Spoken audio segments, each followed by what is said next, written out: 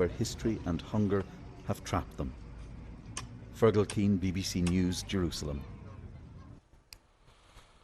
Well, I'm now joined by Saeed Shehata from BBC Arabic. Saeed, good morning to you. A new week begins. There's a lot of focus on the ongoing peace talks. What more can you tell us?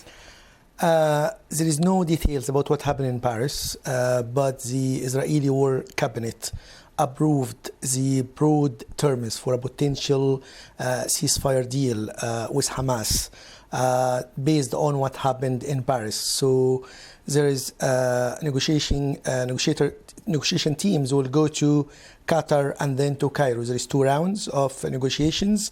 There is hope they will reach something. Especially there is some Israeli media mentioned there is a framework for a return of a third of the hostages over a 6-week truce period, which cover the holy months of Ramadan for the Muslims.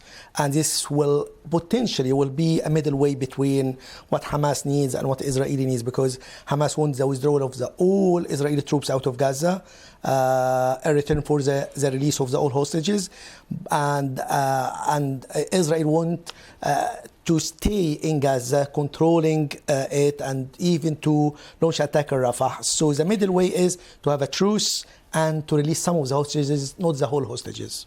In the meantime, there's huge questions about those people in Rafah, the 1.5 million who are bracing for an Israeli onslaught.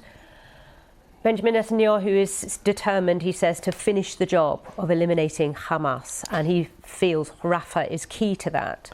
So tell us what is being said in the Arabic press, etc., about this. It mentioned what the determination of Mr. Netanyahu. He said it has to be done because, according to Mr. Netanyahu, the full victory within reach, it can happen within weeks after the operation began.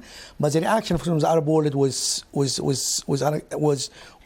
angry about that. The Jordanian Foreign Minister Ayman al-Safadi said, if the Rafah attacks happens, it will put the whole region at the risk of an explosion, because it will make the Muslim people angry of what's happening, people fasting and all of the stuff, and they are killed, and there is no way safe in Gaza, according to many UN organizations, the UNRWA and other organizations, saying there is no safe place. As the north is destroyed, the central it's attacked, south is attacked, where they can go. So they might put pressure on Egypt.